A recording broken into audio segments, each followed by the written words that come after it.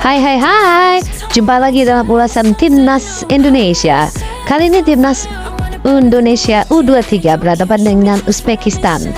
Kali ini Indonesia harus mengalami kekalahan 0-2 dari Uzbekistan.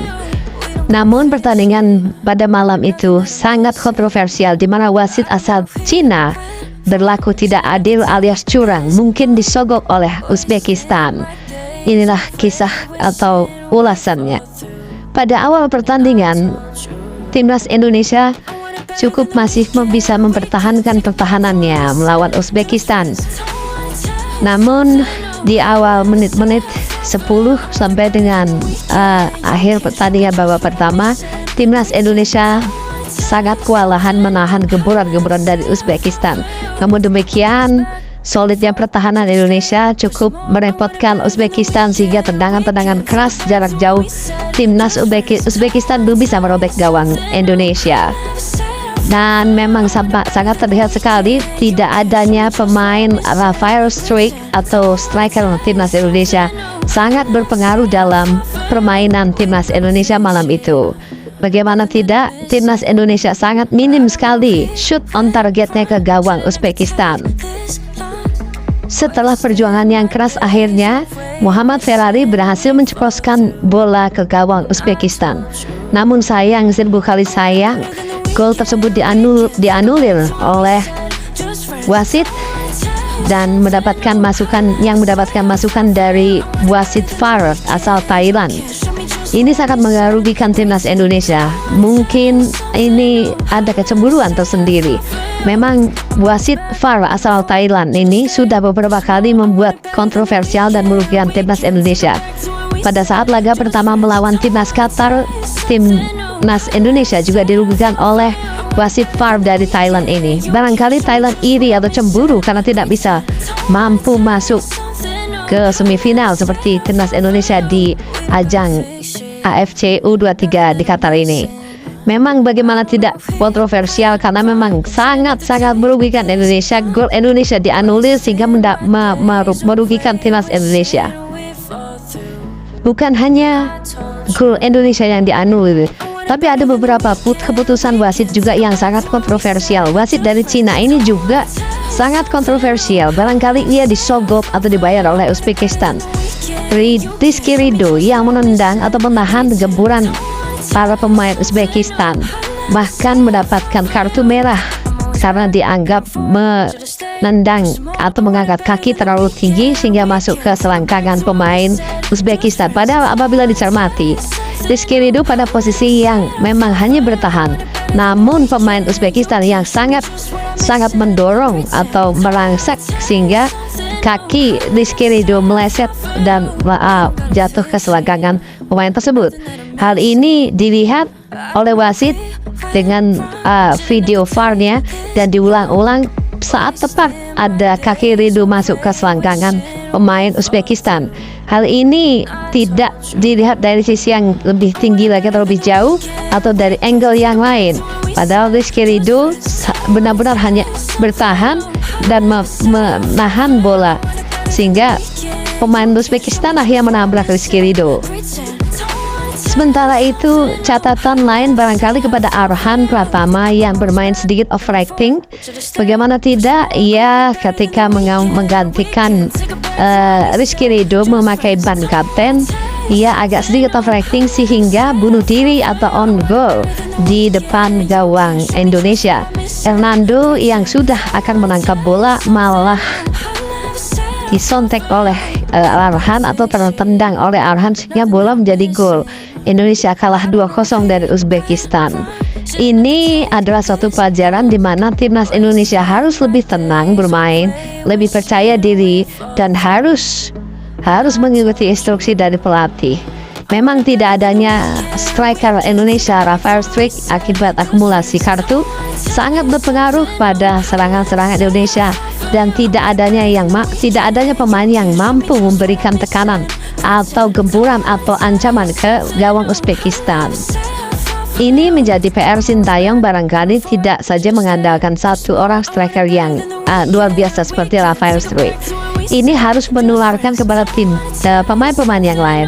seperti Ramadan Sananta sebagai striker harusnya berani untuk fight lebih keras lagi seperti Rafael dan berani melakukan shooting jarak jauh karena terlalu sulit untuk mendekati gawang Uzbekistan. Maka hal yang dilakukan adalah harusnya rendang atau spekulasi melakukan tendangan-tendangan keras dari jarak jauh seperti yang dilakukan oleh Uzbekistan kepada timnas Indonesia. Ramadan Sananta juga seharusnya tidak hanya menunggu bola, tapi harus menjemput bola. Jadi tidak hanya sekedar menjadi striker yang menunggu bola. Nah, ini yang dilakukan Rafael Strike. Sementara itu, Rizky Ridho dalam hal ini memang sepertinya sedang kurang beruntung, sehingga memang mendapatkan kartu merah. Wasit dari Cina dan juga wasit VAR dari Thailand ini memang sangat merugikan timnas Indonesia. Seharusnya PSSI yang digawangi oleh Bapak Erick Thohir harus melakukan protes keras kepada FIFA atau AFC untuk menghukum wasit kacangan seperti wasit dari Cina ini dan juga wasit VAR dari Thailand ini yang selalu merugikan Indonesia di 2 pertandingan saat lawan Qatar dan Uzbekistan. Sekali lagi menjadi catatan bahwa timnas Indonesia harus berhati-hati karena setelah ini Indonesia akan merebutkan juara ketiga untuk berhadapan dengan tim Irak yang kalah dari Jepang 0-2. Nah, ini sangat berbahaya apabila kita tidak belajar dari pengalaman karena timnas Irak adalah merupakan juga tim dari Jazirah Arab. Permainan bola dari tim-tim di Jazirah Arab ini sangat membosankan atau agak sedikit menyebalkan. Bagaimana tidak lagi menunjukkan profesionalismenya, melainkan hanya bermain-main drama, intrik-intrik yang sangat licik. Jadi bisa kita lihat bahwa permainan tim-tim dari Jazirah Arab ini sangat tidak enak dilihat karena mereka selalu bermain drama atau diving yang tidak perlu apabila sudah unggul skornya. Nah, ini juga ditambah lagi dengan wasit-wasit yang mungkin disogok atau dibayar ya karena memang tim-tim Arab ini memang kaya raya. Jadi ini harus diwaspadai. Jujur saja memang tidak enak melihat pertandingan melawan tim-tim dari Jazirah Arab. Lebih baik kita menghadapi tim-tim seperti Korea, Jepang, dan lain sebagainya. Itu sangat enak dilihat, itu sangat profesional, pertandingan bola secara profesional dan secara skill, bukan lagi secara drama seperti tim-tim dari Jazirah Arab. Semoga menghadapi Irak nanti timnas Indonesia tidak terpancing dan memang harus juga melakukan tekanan seperti saat melawan Korea Selatan, dan diharapkan mudah-mudahan Rafael Strike dapat berbuat lebih banyak lagi, lincah, liar, dan sangat cerdas seperti saat menceposkan bola di gawang Korea Selatan. Akhirnya kita berharap semoga wasit dari Cina ini mendapatkan hukuman, dipecat atau mendapatkan sanksi berat, dan juga wasit VAR dari Thailand ini, si Udon ini mendapatkan sanksi berat atau dipecat karena sangat merugikan timnas Indonesia. FIFA harus memberikan hukuman keras bagi kedua wasit yang kacangan atau yang sangat-sangat tidak profesional ini, alias mata duitan. Semoga pada pertandingan nanti melawan Irak untuk perebutan juara ketiga, timnas Indonesia dapat bermain bagus, dapat memberikan tekanan langsung dari menit awal seperti saat melawan Korea.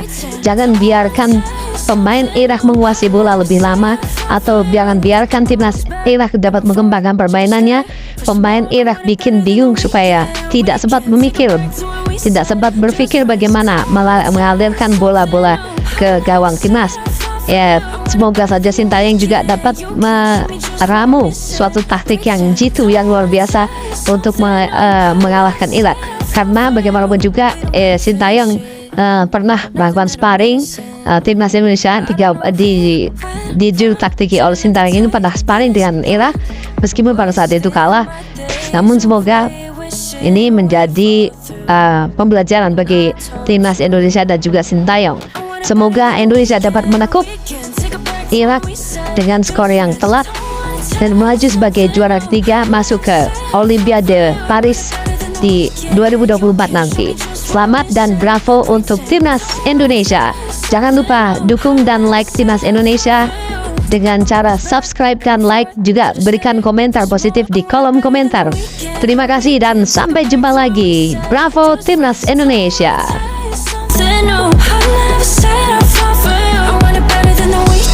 You can't show me just what I'm missing. pretend. Don't wanna tell you something new. I never said I'll fall for you. We don't gotta fix it, nothing that I'm missing. I don't know where we went wrong. Shouldn't have to take this long. Wasting my days away, wishing we'd fall through.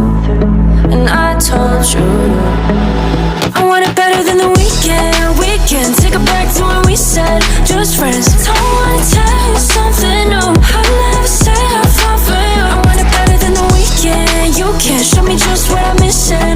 Pretend. Don't wanna tell you something new. I never said I'll fall for you. I'm always back and I'm forth. Should I stay for some more?